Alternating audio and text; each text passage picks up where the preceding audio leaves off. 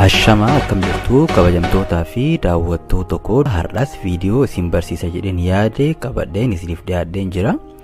Sagantaa keenya kan har'aa irratti shamarran yeroo itti dhaabbatu yookaan yeroo walqunnamtii saalaa barbaadan yookaan hawwan sammuu isaanii keessattis tahee qaamni isaanii yeroo walqunnamtii saalaa barbaadu amaloota isaan argisiisan kan ilaallu ta'a. Kuni dhiirotaaf baay'ee faayidaa qaba.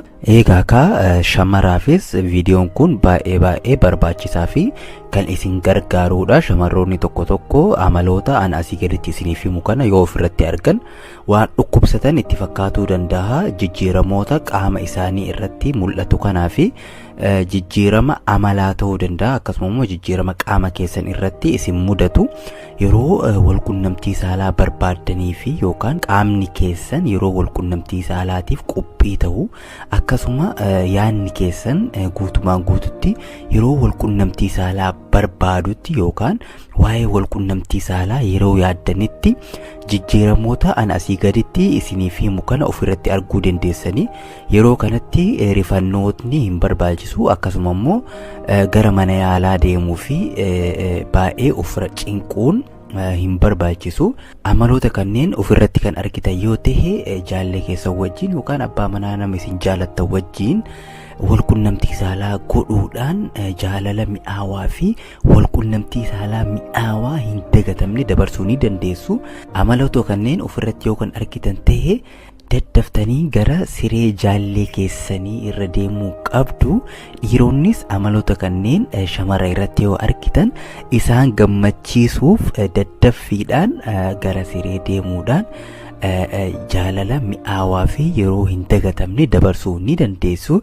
Egaa ka chaanala kiyyaaf haarawaa yoo taatan subscribe gochuun akkasuma gaaffii yoo kan qabaattan ta'e koomentii irra naaf kaayuu ni dandeessu. Gaaffii keessan ilaaluudhaan gaaffii keessan irratti viidiyoo kan isiniif dalagu ta'a. Akkasuma immoo koomentiidhaan gaaffii kan isiniif deebisu ta'a. Viidiyoon kun kan isin fayyaduu fi kan isin barsiisu yoo ta'e laayik gochuun hamma dhumaatti yoo na wajjin turtan barnoota irraa argattu na wajjin tura. Egaa ka shamarreen takka walqunnamtii saalaa yeroo barbaaddutti wantoonni isii mudatuu danda'an keessaa inni dura qaamni saalaa ishee ni jiidha. Yeroo kanatti shamarran tokko tokko sababa baakteeriyaatiin qaamni saalaa isaanii yeroo yeroon jiidhuu danda'a. Yeroo kanatti gara mana yaalaa dhaquudhaan yaalamuun barbaachisaadha.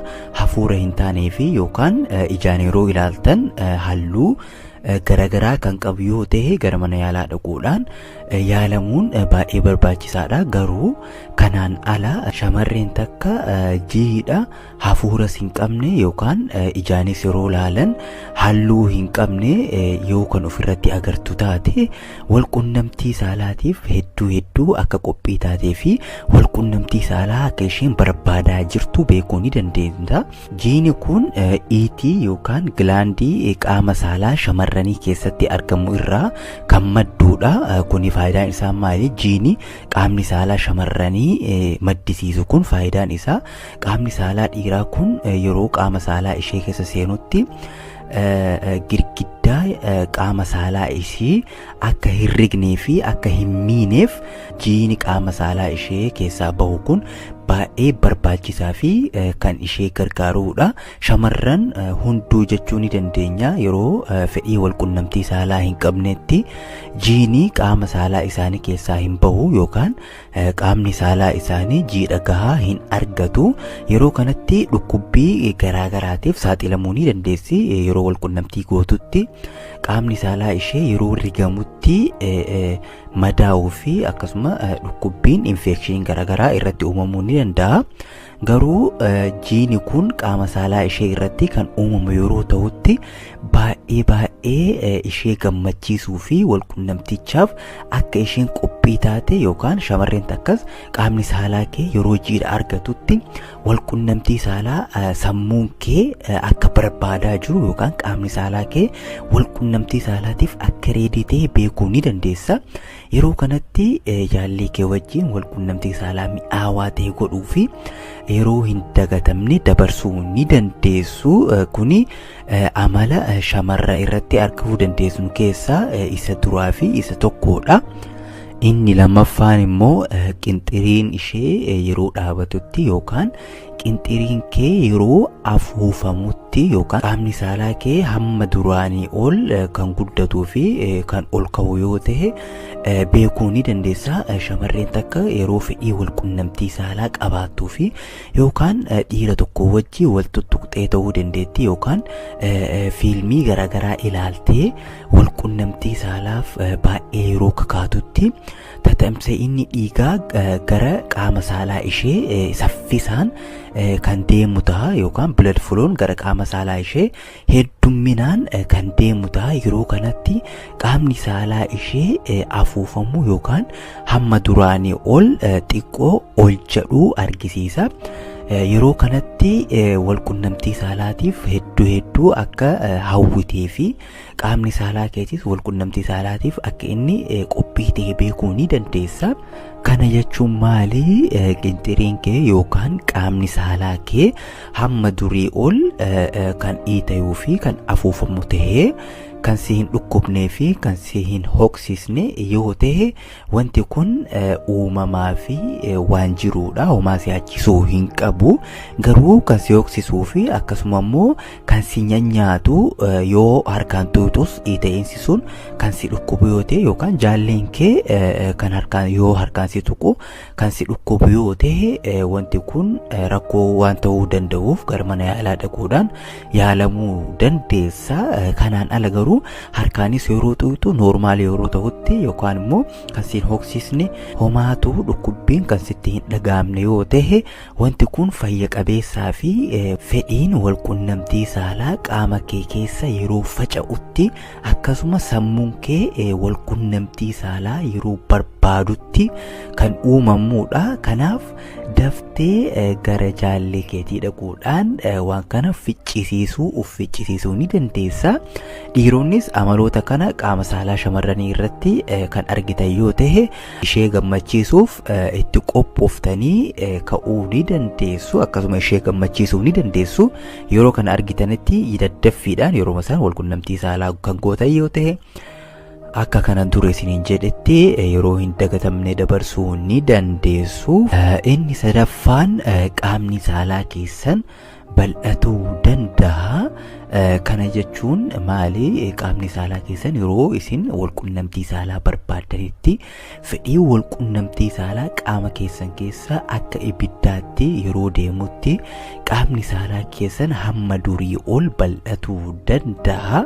Kun immoo isin yaachisuu hin qabu. Qaamni saalaa keessan yeroo isin wal qunnamtii hawwitanitti bal'atee eegee isin wal qunnamtii gootanii fixxanii booda immoo bakka duriitti deebi'a. Kanaaf qaamni saalaa koo bal'atee jira jettanii rifatuu fi waan hin taane godhuu hin qabdanii. Akkasuma immoo yeroo wal qunnamtii gootanittis jaalleen koo natti hin gammadu ta'a yookaan immoo qaamni saalaa koo hamma durii ol waan bal'ateef jaalleen koo natti hin gammadu ta'a jettanii hin yaadina yookaan hin shakkina.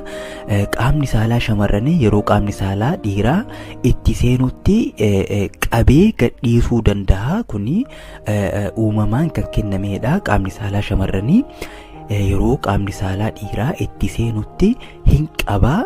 Yeroo keessaa bahutti immoo gadhiisa. Amala pilaastikii qaba jechuudha. Kanaaf wanti nama yaachisu hin jiru. Qaamni saalaa shamarranii hamma fedhe bal'aa ta'us qaamni saalaa dhiiraa yeroo seenutti qaama saalaa san qabuu fi isas ofiis gammachiisuu ni danda'a. Kanaaf qaamni saalaa keessan hamma durii ol hamma isin beetanii ol yeroo bal'atutti wal qunnamtii saalaa yeroo sa'aatii sanitti godhuu qabduni.